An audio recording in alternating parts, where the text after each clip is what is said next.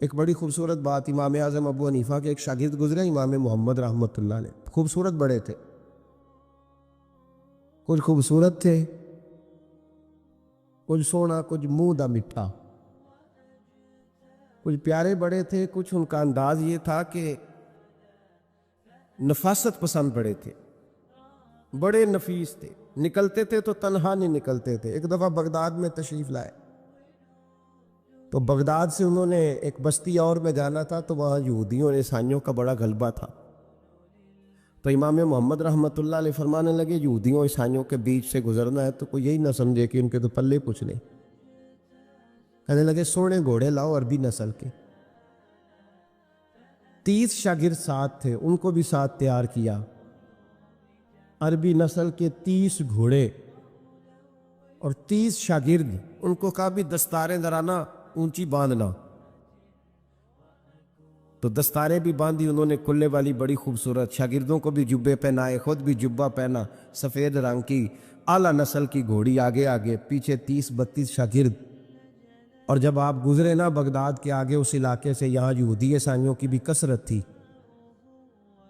عورتوں کی عادت ہوتی تھی پرانے زمانے میں مہمان دیکھنے کے لیے چھتوں پہ چڑھ جاتی، کچھ اپنے دروازے پہ کھڑی ہو جاتی، کچھ دیکھتی کھڑکیوں میں سے کہ گزر رہا ہے کوئی مہمان، تو یہودیوں کی عیسائیوں کی بہت ساری عورتیں چھتوں پہ چڑھ گئیں، تو مسلمان نعرے لگانے لگے امام محمد آ گئے، امام محمد آ گئے۔ کچھ پہلے ہی بڑے حسین تھے، پہلے ہی بڑے خوبصورت تھے، کچھ حضور کی سنت کا نور چڑھا ہوا تھا، کچھ دائیں بائیں شاگرد تھے، پھولوں کی پتیاں گر رہی تھی، تو جب محمد محمد کے نعرے لگنے لگے نا تو ان عورتوں نے امام محمد کا جلوہ دیکھا، تو دیکھا دیکھی کام کیا شروع ہوا، ایک نے دیکھا تو اتنی محو ہوئی کہ اس نے کلمہ پڑھنا شروع کر دیے، اس سے کلمہ سن کے تو دوسری نے بھی پڑھا، تیسری نے بھی پڑھا، چوتھی نے بھی پڑھا، بیبیاں بلند آواز سے مسلمان ہونے لگی۔ ان کو دیکھا دیکھی مرد بھی پڑھنے لگے، ڈھیر سارے یہودی عیسائی مسلمان ہو گئے۔ ایک مسلمان ان سے کہنے لگا تمہیں غلطی لگ گئی ہے، یہ ہمارے نبی محمد نہیں۔ تو میاں صاحب کا نام محمد تھا نا، تو کشمیر کے لوگ کہنے لگے شاید وہاں کے ہندو سکھ وہاں کے جو تھے کشمیر کے، وہ کہنے لگے شاید وہی محمد ہے، تو فرمانے لگے میں تے بندہ ٹھگ جے لوکو،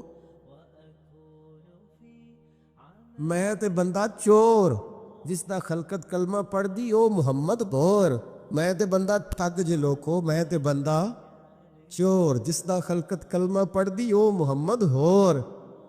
تو امام محمد رحمۃ اللہ علیہ کو نعرہ لگ رہا تھا، تو ایک بندہ کہنے لگا یہ وہ والے محمد نہیں، یہ ہمارے نبی پاک صلی اللہ علیہ وسلم محمد صلی اللہ علیہ وسلم نہیں، یہ وہ نہیں، یہ تو ہمارے ایک امام ہے امام محمد، وہ والے نہیں۔ اب وہ کچھ لوگ چپ تھے، کچھ سوچ رہے تھے، کچھ بات کر رہے تھے، تو ایک بوڑھی اماں اپنے انداز میں بیچ میں سے بولی، کہنے لگی چل بیٹا چھوڑ، ہمیں پڑھنے دے کلمہ، اگر مسلمانوں کے چھوٹے سے محمد کا یہ حال ہے تو بڑے محمد کا کیا حال، پڑھنے دے ہمیں کلمہ، یہ حال ہے ان کے غلاموں کا تو سرکار کا عالم کیا ہو۔ تو امام محمد کی چال نکلی، بتانا یہ چاہ رہا تھا کہ امام محمد رحمۃ اللہ علیہ سے ایک بندے نے ایک دفعہ مسئلہ پوچھا، اس نے کہا حضرت صاحب میں گیا تھا منڈی، وہاں سے لایا ہوں ایک ٹوکری آم کی اور ایک ٹوکری سیب کی، ہمارے یہاں کا کریٹ کہتے ہیں اس کو، تو میں وہ لے کے آیا ہوں۔ اب میں نے جب گھر لا کے اس کو کھولا ہے نا تو آدھے صحیح نکلے ہیں، ہوتا ہے نا جی اللہ خیر کرے، جو دیانتدار تاجر ہے اللہ آج کل مہربانی فرمائے، وہ ہمارا ریڑھی والا بھی بڑا ایماندار ہے، ہم کیا کریں صدر کی بات، وہ بھی سامنے جو تگڑے تگڑے ہوتے ہیں اس نے آگے لگائے ہوتے ہیں، اور جو تھوڑے سے کمے ہوتے ہیں وہ اندر والی سائڈ پہ دیوار کے اندر رکھے ہوتے ہیں۔ کیا کیا جائے، ہم کیا سیاستدانوں کی کرپشن کی بات کریں گے، یہاں تو معاملہ بڑا گڑبڑ ہے نیچے سے لے کر۔ تو کہا حضور میں نے وہ جو کھولی ہے نا پیٹی، وہ ٹوکری جب میں نے کھولی ہے تو اوپر تو آم اور سیب ٹھیک تھے، تو اندر گلے سڑے ہیں، تو اب میرے لیے حکم کیا ہے؟ تو آپ فرمانے لگے بھی مسئلہ شرعی ہے کہ رکھنے ہیں تو سارے رکھ، واپس کرنے ہیں تو سارے کر، یہ نہیں ہو سکتا کہ تو صحیح صحیح رکھ لے اور گلے سڑے۔ تو یہ مسئلہ امام محمد بتا کے تو رونے لگ گئے۔ تو بندہ کہنے لگا حضور مسئلہ بتایا ہے آپ نے، تو فقہ کا ایک مسئلہ ہے سادہ سا کہ حضرت اب کیا کرنا ہے، تو رونے والی کون سی بات ہے؟ تو فرمانے لگے یہ تجھے مسئلہ بتا کے نا مجھے کچھ اور یاد آ گیا۔ آپ کو کیا یاد آیا ہے؟ فرمانے لگے میں بھی عرض کروں گا، مولا امام اعظم کے پاس بیٹھا ہوں، معروف کرخی، سری سکتی، جنید بغدادی، ان سارے درویشوں کے پاس رہا ہوں، میں بھی بیٹھا ہوتا تھا اس محفل میں جس میں یہ ہوتے تھے، اگر جنت میں بھیجنے ہیں تو سارے بھیج، یہ نہیں ہو سکتا کہ گلے سڑے ادھر پھینک دے اور اچھے اچھے اٹھا کے لے جائے۔ ہم سارے مصطفیٰ کا کلمہ پڑھنے والے، سب کو کہا یا ایھا الذین آمنو، ہم سب کا اکٹھا نام۔ ان لوگوں کی جو محبت ہے نا وہ فائدہ دے گی۔ خواجہ فرید الدین مسعود گنج شکر رحمۃ اللہ تعالیٰ علیہ کہنے لگے نظام تجھے آئے ہوئے بڑے دن ہو گئے، جا یار چکر لگا آیا، چکر لگا آیا۔ فرماتے میں پیدل گیا تو مجھے جانے میں کئی مہینے کئی ہفتے لگے۔ میں دلی پہنچا اور اپنے گھر کا نا ایک چکر لگایا، اوپر سے چکر لگا کے تو پھر پاٹ پتن کے رستے میں چل پڑا۔ کہتے ہیں واپس پہنچا تو حضرت بابا فرید صاحب رحمۃ اللہ علیہ نے دن گنے ہوئے تھے، کہنے لگے یار اتنے ٹائم میں تو واپس آیا ہے نا، اتنا ٹائم تو آنے جانے پہ لگتا ہے، کہ غریب نواز محسوس نہ فرمائیے گا، آپ نے کہا تھا چکر لگایا، تو حضور میں ایک چکر ہی لگایا ہے، پھر میں واپس آ گیا ہوں، بات ہی چکر کی ہوئی تھی۔ لیکن نا نبی پاک صلی اللہ علیہ وسلم نے فرمایا ابو ہریرہ کوئی کام بھی کیا کر یار، یہیں بیٹھا رہتا، عرض کی حضور صحیح ہے۔ اٹھے، سامنے ایک ستون تھا، اس کے پیچھے سے ہو کے نا واپس آ گئے، تو حضور نے فرمایا گئے نہیں، کہ حضور نے آپ نے فرمایا تھا جایا آیا کر، گیا ہوں پر میرا دل ہی نہیں لگا۔ بھئی تو یہاں سے ہو کے واپس آ گیا، کہیں جانا تو تھا نا، یہیں سے ہو کے۔ تو ان لوگوں کے صالحین کی محبت کے راستے میں کوئی چیز رکاوٹ نہیں بنی۔ ہمارے ہاں چیزیں رکاوٹ بنتی ہیں، اپنے اولیاء اللہ سے، صوفیاء سے، بزرگان دین سے، رب کریم کے بندوں سے، داتا علی اجمیری سے، خواجہ اجمیری سے، ان لوگوں سے پیار کریں، صالحین کی محبت دلوں میں پیدا کریں، صحابہ کا پیار دلوں میں پیدا کریں، اہل بیت نبوت کا پیار دلوں میں پیدا کریں۔ یار یہ حدیث جو ہے نا، یہ امید کی کرن ہے، یہ روشنی کا مینار ہے کہ میرے نبی پاک نے فرمایا جو جس سے پیار کرے گا قیامت میں اسی کے ساتھ رکھا جائے گا۔ یہ صحیح بخاری کی حدیث ہے، المرء مع من احبہ، اور یہ جو مع ہے نا اس کا معنی ہے ساتھ رہنا، ہاں، مع اللہ، مع یعنی بما، یعنی اس کے ساتھ، المرء مع من احبہ، جو جس سے محبت کرے گا قیامت میں اسی کے اس کی معیت میں رکھا جائے۔ لیکن ہمارے یہاں نا کرامتے، میرے جیسا شخص جب بھی کرامت سناتا ہے کہتا ہے میرے حضرت صاحب کا مجھ سے بڑا پیار۔ بھائی وہ تو پیار کریں گے ہی، وہ تو برکھا ہے، وہ تو رحمت کا سایہ ہے، وہ تو سائبان ہے، تو بازو کھلے ہوئے۔ تو بتا تیرے اپنے دل کا حال کیا ہے؟ حضرت حرم بن حیان رحمت اللہ تعالیٰ علیہ فرماتے ہیں میں حضرت اویس کرنی کو ڈھونڈنے چل پڑا، ڈھونڈنے بھی اسے نکلا جسے کسی نے نہیں ڈھونڈا اور جو کبھی کسی کو نہیں ملے، حضرت اویس کرنی۔ یہ فقرہ کسی درویش نے نا حضرت اویس کرنی کے لیے کہا، یہ فقرہ پورا فیٹونی پہ آتا ہے، اسی کسے دے کچھ نہیں جلگ دے، تے نہ کوئی ساڈا دردی، کوئی جرانہ نہیں، کوئی دوستانہ نہیں۔ حضرت اویس کرنی کا مزار بھی کنفرم نہیں کہ کدھر ہے، بس اسی کسے دے کچھ نہیں لگ دے، کیا ضرورت ہے، بس ٹھیک ہے، اپنا جو ہے انداز سارے زمانے سے علیحدہ کر کے رکھا انہوں نے، علیحدہ، الگ تھلگ۔ تو حضرت خواجہ اویس کرنی کو ڈھونڈتے ڈھونڈتے کہتے ہیں میں گیا، کرن گیا، انہیں دھرم بھی نہیں، یہ داتا صاحب نے اس کو لکھا ہے، فرماتے ہیں میں گیا تو مجھے لوگوں نے کہا وہ تو حج کرنے چلے گئے۔ کہتے جب میں مکے گیا تو میں نے لوگوں سے پوچھا اویس کرنی آئے تھے؟ کہنے لگے ہم تو نہیں جانتے۔ یہ تو میرے جیسے لوگ ہوتے ہیں نا جن کی تصویریں زیادہ نکلتی ہیں تو جن کی ویڈیو زیادہ ہوتی ہے تو لوگ زیادہ جاننے لگتے ہیں، ورنہ رب کریم کے بندے تو چھپے ہوئے چکر میں پڑے ہی نہیں، کون اویس کرنی؟ تو انہوں نے کہا کہ حضرت اویس کرنی چہرے پر برس کے داغ ہیں، کمزور سا وجود ہے، داڑھی زیادہ گھنی نہیں۔ جب حالات بتائے تو کہنے لگے اس طرح کا ایک شخص آیا تھا، اس نے طواف کیا تھا، پہلے بھی دنیا کرتی ہے پر جب اس نے کیا ہے نا تو اس کے طواف نے وہ خود بھی رویا ہے اور بھی بڑے روئے ہیں۔ وہ جب حجر اسود پہ آیا ہے تو رنگ بدلتا دیکھا ہے۔ کہا وہ کدھر گئے؟ کہنے لگے پورا نہیں پتا، اتنا ضرور خبر ہے کہ ان کے انداز بتاتے تھے کہ اب مدینے جائیں گے۔ جناب حرم بن حیان کہتے ہیں پھر میں مدینے گیا، میں نے خواجہ اویس کو ڈھونڈا۔ میں نے کہا یار میں نے حضرت خواجہ اویس کرنی کو ملنا ہے، کسی نے بتایا ہے کہ وہ مدینہ شریف آئے۔ تو لوگ کہنے لگے ہم نہیں جانتے وہ کون ہے، لیکن نا دنیا جان گئی، دنیا میں بڑا کچھ ہو گیا، بائی نیم لوگ جاننے لگے، ہوٹلوں پہ پہچاننے لگے، سڑکوں پہ پہچاننے لگے۔ لیکن بات تو یہ ہے کہ جن کو پہچاننا چاہیے اگر وہ پہچان لیں پھر تو بڑی بات ہے، پھر تو بڑی بات ہے۔ لیکن اگر وہاں ہی پہچان نہ ہو سکے تو پھر تو معاملہ بڑا الگ سا ہے نا۔ عزیز بھائی، حضرت خواجہ اویس کرنی کے بارے میں پوچھا تو مدینہ شریف کے زائرین اور وہاں کے مقامی لوگ بھی کہنے لگے کوئی نہیں پتا، ہم نہیں جانتے، ملے ہی نہیں۔ تو کہا باریک سا وجود ہے، پرانا سا لباس ہے، برس کے داغ ہے، چہرے پہ داڑھی زیادہ گھنی نہیں، کسی کو پاس نہیں بٹھاتے۔ اور پھر ایک جملہ اور کہا، سنا ہے روتے ہیں تو بڑے درد سے روتے ہیں، سنا ہے بھیگی رہتی ہیں پلکیں، سنا ہے ان کی پلکیں بھیگی رہتی ہیں۔ میں 2-4 دن پہلے کسی سے سن رہا تھا شعر، اس نے کہا تھا ایک واری میری آنکھیاں تو انہوں نے اتھرو پونجے سن، ہن چسکا پہ گیا رونے دا،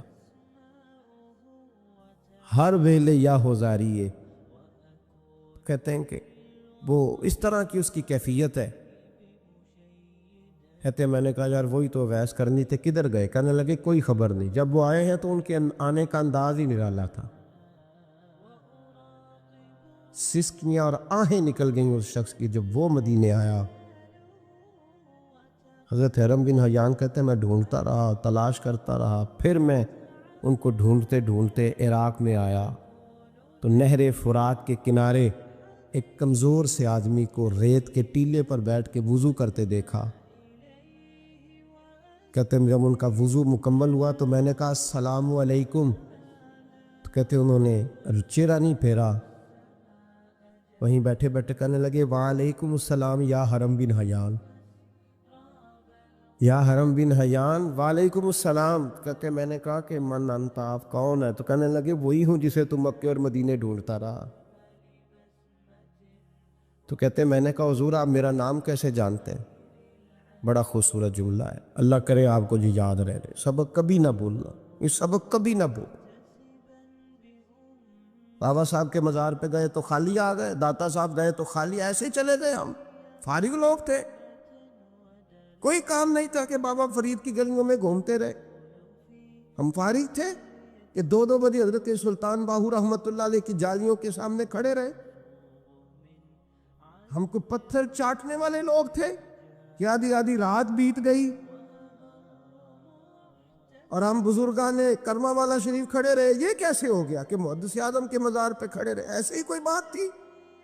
حضرت ویسے کرنی بول کر فرمانے لگے، کہنے لگے کیا کہا تو نے کہ میں تجھے کیسے جانتا ہوں؟ فرمانے لگے تو مجھ سے پیار کرتا ہے، عارف تو روحی من روحی کا، میری روح تیری روح کی جاننے والی ہے، یہ روحوں کا رشتہ ہے، یہ خطا نہیں جایا کرتا۔ عارف تو روحی من روحی کا، میری روح تیری روح کو جانتی ہے۔ یہ کیسے ہو گیا؟ کوئی ایسے لوگ تھے تو اتنی جگہ مجھے تلاش کر آیا اور میں تجھے جانوں نہ؟ یہ کیسے ہو سکتا ہے؟ یہ کیسے ممکن ہے؟ تو ڈھونڈتا رہا گلی گلی اور میں کہوں کہ میں تجھے جانتا نہیں؟ فرمایا حرم بن حیان میں، ہاں میں دعا کرتا ہوں اللہ کی بارگاہ میں کہ رب کریم مجھے اور تجھے جنت میں اکٹھا کر دے۔ کہتے ہیں جب انہوں نے یہ دعا کی تو وہ چل پڑے۔ میں نے کہا حضور کہاں جا رہے ہو؟ فرمانے لگے میرا پیچھا نہ کرنا، میں کسی اور منزل کا مسافر ہوں۔ اور جس رستے میں چل رہا ہوں نا، ان منزلوں پہ ساتھ نہیں کسی کو لیا جاتا. یہ میری اپنی ذاتی منزل ہے. اس میں پاؤں پہ چھالے ذرا سخت ہوتے ہیں. ہر آدمی کا کام نہیں یہاں چلنا. تو مجھے تنہا رہنے دے اور مجھے اپنی مرضی سے چلنے دے. کہتے میں نے منت کی تو کہنے لگے بس تو نے جد و جہد بڑی کی تھی تو تیرے ساتھ ملاقات کر لی، تجھے پہچان لیا، تیرے ساتھ بات کر لی، ورنہ میں کہہ چکا ہوں اسی کسے دے کچھ نہیں لگ دے. اسی لیے میں نے حضرت غالباً امام شورانی رحمۃ اللہ علیہ کے حوالے سے پڑھا ہے کہ قیامت کے دن جب حضرت ویسے کرنی جنت میں جائیں گے تو ممکن ہے اس وقت بھی لوگوں کو دیدار نہ کرایا جائے. بلکہ امام شورانی کہتے ہیں اللہ 70,000 فرشتے ان کی شکل کے پیدا فرمائے گا اور ان کے جھرمٹ کے اندر چھپا کے انہیں جنت میں داخل کرے گا. ملاقات کس سے ہوگی؟ صرف انہی سے ہوگی جن کے لیے انہوں نے زندگی گزار دی. یا خدا سے ملیں گے یا مصطفیٰ کریم سے ملیں گے. یہ بھی لوگ تو محبت کریں. صالحین کا پیار، نیک لوگوں کی محبت، صالحین کی محبت رستہ آسان کرتی. کوئی شک نہیں کہ زمانے میں سارے لوگ اچھے نہیں ہوتے، برے لوگ بھی آئے ہیں مارکیٹ میں، ہوتے.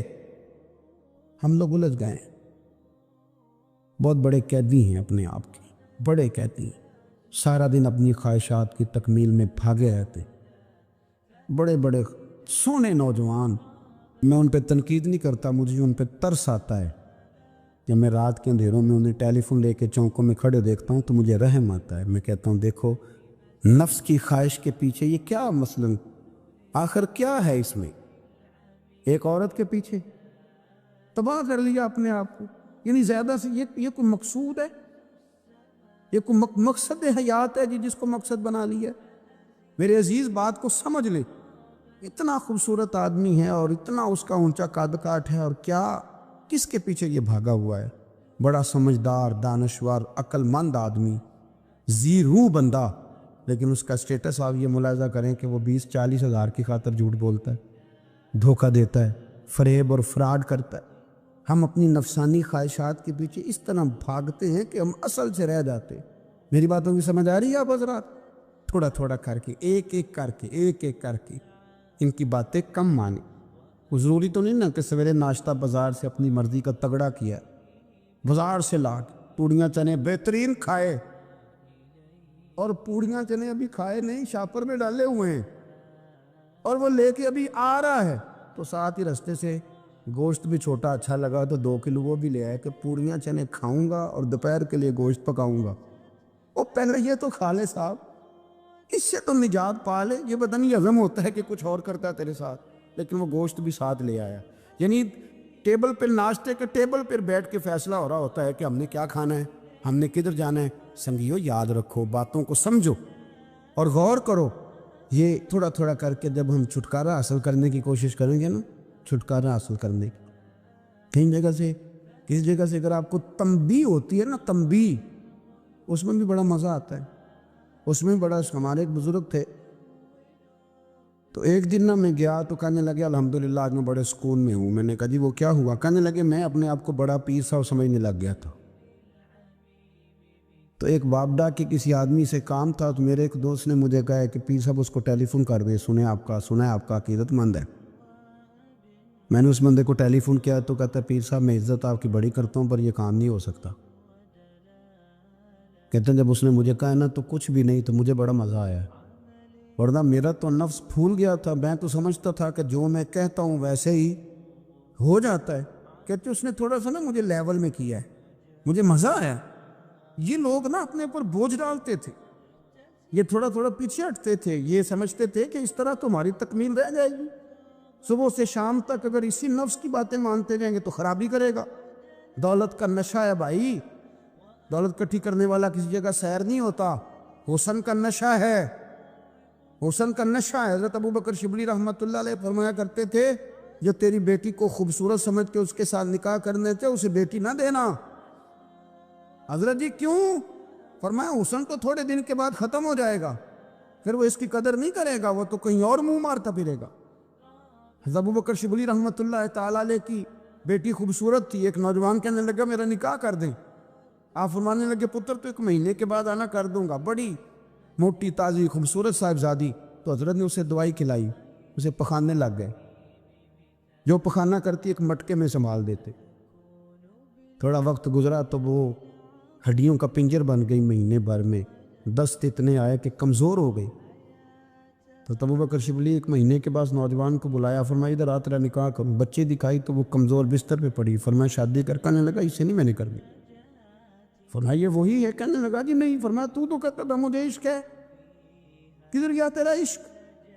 کہنے لگا حضرت صاحب آپ کیسی بات کر رہے ہیں؟ فرمایا ادھر آ۔ پھر وہ مٹکا جس میں گند رکھا تھا وہاں لے گئے، فرمانے لگے تیرا اس کے ساتھ عشق تھا، یہ ہے تیرا عشق۔ فرمایا اسے تو میں 4 دن روٹی کھلاؤں گا پھر تندرست ہو جائے گی، لیکن میں دیکھنا چاہتا تھا کہ تو میری بیٹی سے پیار کرتا ہے یا اس کے چہرے پہ آنے والی کچھ وقت کے لیے سرخی سے پیار کرتا ہے، اس لالی سے پیار کرتا ہے جو جوانی کے وقت بچوں اور بچیوں پہ آتی ہے۔ کس چیز کے دل دادا؟ یعنی کیا مطلب؟ نفس کی غلامی، سراسر غلامی، اور پلٹ پلٹ کے بڑے بڑے سیانے بندے چھوٹی سی خواہش کے لیے، بڑا سمجھدار بڑا سیانہ بندہ۔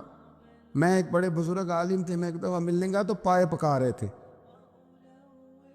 خود پائے پکا رہے تھے، تو وہ بڑے پیار کی بات ہوتی ہے نا جی، تو تامت باندھی ہوئی اور بڑی جناب خستہ حالی، اور وہ پائے پکا رہے ہیں۔ تو میں نے ان سے کہا حضرت جی پائے تو کسی اور نے بھی پکا لینے تھے، آپ بخاری لے کے بیٹھتے، چلو میری طرح کا کوئی بندہ آپ سے استفادہ بھی کر لیتا۔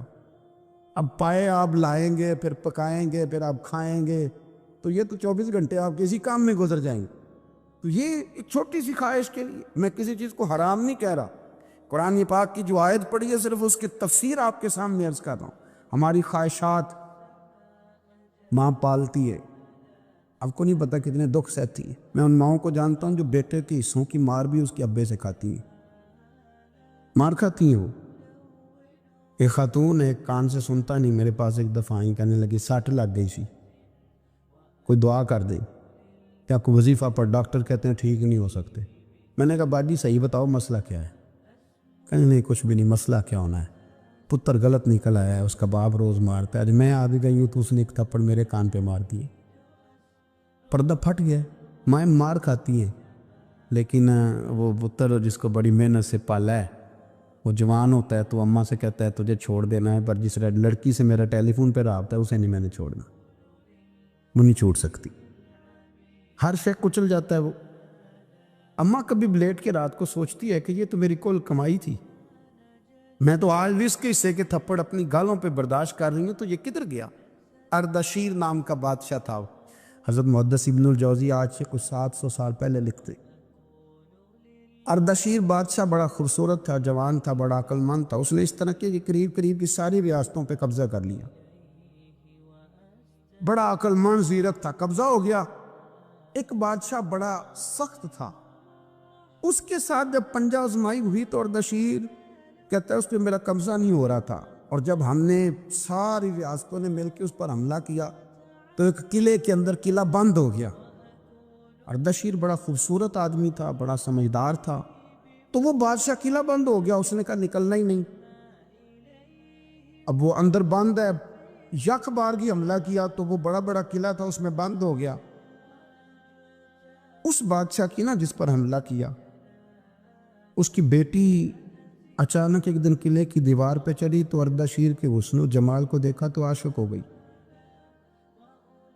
اور اپنے ہی باپ کے خلاف اسے کہنے لگی کہ اگر تو میرے ساتھ شادی کا وعدہ کرے نا تو میں تجھے رستہ بتاتی ہوں حملہ کرنے کا۔ اس نے کہا میرا وعدہ رہا، تو رستہ بتا۔ اس نے رستہ بتایا اس لڑکی نے، اور بادشاہ نے حملہ کیا تو اس کا باپ قتل کیا، اس علاقے پہ قبضہ کیا شادی کے وعدے پر۔ ہاں نفسانی خواہش بندے کو اندھا کر دیتی، نہیں سمجھ آتی اس کو میں کدھر جانا، اندھا کر دیتی۔ حملہ کیا، اور جب اس لڑکی کو لے کے آیا نا اپنے محل میں، تو پہلے دن شادی کی پہلی رات تھی، تو بستر بچھایا کنیز نے، تو وہ کبھی کروٹ ادھر بدلتی کبھی ادھر بدلتی، تو بادشاہ کہنے لگا کیا ہے؟ کہنے لگی بستر میں کچھ ہے، مجھے تکلیف دے رہی۔ اس نے چراغ جلائے اور جب بستر اٹھایا تو ایک اتنا سا دھاگا نکلا، دھاگے سے عموماً تکلیف نہیں ہوتی، تو اس نے کہا تو اتنی نرم و نازک ہے کہ دھاگا کہنے لگی میرا باپ نا میرے ساتھ اتنا پیار کرتا تھا کہ روز میرا بستر بھی خود بچھاتا تھا، اور اس نے آلہ رکھا ہوا تھا، وہ ناپتا تھا کہ کوئی پایا اونچا نیچا تو نہیں، میری بیٹی کا بیلنس سوتے وقت خراب نہ ہو جائے، اور میرے لیے گوشت اور کپڑے بھی خود پسند کر کے لاتا تھا، کھانے پینے کا خود خیال کرتا تھا۔ اردشیر کہنے لگا اچھا وہ اتنا پیار کرتا تھا، اور پھر تو نے اس کے ساتھ کیا کیا؟ کہنے لگا بلاؤ کنیزوں کو بلایا، فرمایا اس کو اٹھاؤ اور جلاد کے پاس لے جاؤ، اسے کہو کہ اس کے بال ایک گھوڑے کے ساتھ باندھے، پیر دوسرے گھوڑے کے ساتھ باندھے، اور ایک گھوڑا ادھر بھگا دے، کدھر بھگا دے، یہ جس کے باپ نے اتنا پیار کیا، یہ نفس کی اتنی غلام ہے کہ اس کی وفادار نہیں رہی تو میری وفادار کیسے بنے؟ اس نے اتنے نازوں سے پالا کہ دھاگا اسے برداشت نہیں۔ او یارو یاد رکھو، اگر نفس کی غلامی کرو اور بڑے بڑے وفاداروں کو چھوڑ کے غلامی کرو تو پھر کہو وفادار مل جائیں، کوئی بول لڑا نہ بول بیٹھی ہوں دے خصم ناراض بڑبولیاں دے، کہاں سر کھائے تے بلبل ٹھنڈ پائے، بڑے فرق نہیں سجنا بولیاں دے، جڑیاں خصماں دی وچ رضا وسن، بھاگ جاگ جاندے انہاں گولیاں دے، آپ ادلیاں نو سردار پین تکے تے شرما والیاں نو چوٹے ڈولیاں دے۔ اپنے نفس کے پیچھے چلو گے تو یہ تباہی ہے۔ جب ہم نے کسی سے وفا نہیں کی تو یہ کیا امید ہوئی کہ دنیا ہم سے وفا کرے گی؟ اللہ رسول کی مرضی کے مطابق اصول پسند زندگی بنائیں، ایک ایک کر کے اپنی خواہشات سے پیچھے ہٹیں، تھوڑے پہ گزارا کرنا سیکھیں، اپنے نفس کو سمجھائیں۔ ضروری نہیں کہ روٹی ہر وقت مزے کے لیے کھائی جائے، کبھی کمر سیدھی کرنے کے لیے خشک روٹی بھی کھا کے دیکھو، کبھی سادہ کھانا اس پہ بھی اکتفا کرو، کبھی تھوڑا کھا کے اچھے طریقے سے سادے کمرے میں بھی اللہ کو یاد کر کے دیکھو۔ نفس کے پیچھے نہ بھاگیے گا، تباہی کرے گا۔ فرمایا خواہشوں کے پیچھے نہ چلنا، تمہیں اللہ کے راستے سے بہکا دیں گی، اور فرمایا بے شک ان کے لیے سخت عذاب ہے جو اللہ کے راستے سے بہک گئے۔ اور کیوں سخت عذاب ہے؟ اس لیے کہ انہوں نے آخرت کے دن کو بھلا دیا، آخرت کا دن بھلا دیا، پیچھے کا خواہشوں کے پیچھے نہ چلنا، تمہیں اللہ کا راستہ بھلا دیں گی۔ مفہوم آیت یہ ہوا، قرآن نے ہمیں ارشاد یہ فرمایا کہ خواہشات نفس کے پیچھے چلو گے آخرت کو بھول جاؤ، تمہارے ذہن میں یہ بات نہیں رہے گی کہ میں نے مرنا بھی ہے۔ پھر لوگ معاذ اللہ ثم معاذ اللہ یہ کہیں گے کہ بھائی یہاں جینے دو نا، پھر آگے جائیں گے تو دیکھی جائے گی۔ لوگ بھول گئے مرنے کو۔ ہماری ساری جدوجہد زندہ رہنے کے لیے ہے، ساری 60-70 سال کے لیے سارا کچھ ہے۔ آپ دیکھ لیں، ٹٹول لیں کسی بندے کو، صرف جتنی محنت کر رہا ہے وہ جینے کے لیے کر رہا ہے۔ رب قریب کے بندے جتنی محنت کرتے تھے مرنے کے لیے کرتے تھے، مرنے کے لیے کوشش کرتے تھے کہ مر جانا ہے، اس کے لیے جدوجہد۔ ہم جتنی جدوجہد کر رہے ہیں ساری جینے کے لیے۔ میرے رسول کریم صلی اللہ تعالیٰ علیہ وسلم پہ ایک فرمان ہے مسند امام احمد بن حنبل میں، اور بڑا نرالا، بڑا انوکھا اور بڑا معنی خیز ہے۔ حضور سید عالم صلی اللہ تعالیٰ علیہ وسلم نے فرمایا بڑا بیوقوف ہے وہ شخص، ذرا ترتیب دیکھیے، حضور کی زبان سے نکلے ہوئے حکمت کے موتی، مسند امام احمد بن حنبل۔ فرمایا وہ بڑا بیوقوف بندہ ہے جو چلتا اپنی خواہشات نفس کے پیچھے ہے اور امید یہ رکھتا ہے کہ رب مجھے آخرت میں انعام عطا کرے گا۔ چلتا کس کے پیچھے؟ خواہش کے پیچھے، اور کہتا یہ ہے کہ اللہ مجھے قیامت میں انعام دے گا، تو انعام تو اسے دیا جاتا ہے نا جو محنت کرتا ہے۔ دیکھیں نا، جس کا منہ پنڈی کی طرف ہے تو پنڈی وہ پہنچے گا کہ وہ جس کا منہ پنڈی کی طرف ہے وہ لاہور پہنچ جائے گا۔ منہ پنڈی کی طرف کرنا اور خواہش لاہور کی رکھنا، منہ کر لینا لاہور کی طرف اور خواہش پنڈی کے رکھنا، تو میاں یہ تو نہیں نہ ہوگا۔ پیچھے تو تلے خواہشات نفسانیہ کے ہمارے ہاں نا بہت بڑا رٹا ہے۔ آپ یقین کریں، میں اکثر کہتا ہوں، میں یہ کہا کرتا ہوں کہ ہمیں نا اپنی مرضی کا سارا کچھ چاہیے، اپنی مرضی کا، اور سارا کچھ۔ ابا جی بھی اپنی مرضی کے، بچے بھی، استاد بھی، پیر صاحب بھی، یعنی میری مرضی کے ہونے چاہیے۔ بھائی وہ پیر صاحب ہے یا تو اس طرح کرنا کہ تو خود پیر بن جا، وہ بھی میری مرضی کا، ہر شے میری مرضی کی۔ بلکہ قرآن مجید کے 13ویں پارے میں تو رب فرماتا ہے لوگوں نے نفس کی خواہش کو خدا بنا لیا ہے، نفس کی خواہش کو خدا بنا لیا، اس کے پیچھے بھاگتے ہیں۔ اپنی خواہشات تھوڑی تھوڑی کم کریں، زندگی میں تھوڑی کم کریں۔ پرانے کپڑوں پہ بھی ایک سیزن نکال کے دیکھیں۔ ایک وقت کا کھانا جو اپنا آپ کا من بڑا چاہ رہا ہے نا، تو ایک وقت کا کھانا صرف اللہ کی رضا کے لیے کسی غریب کو دے کے دے۔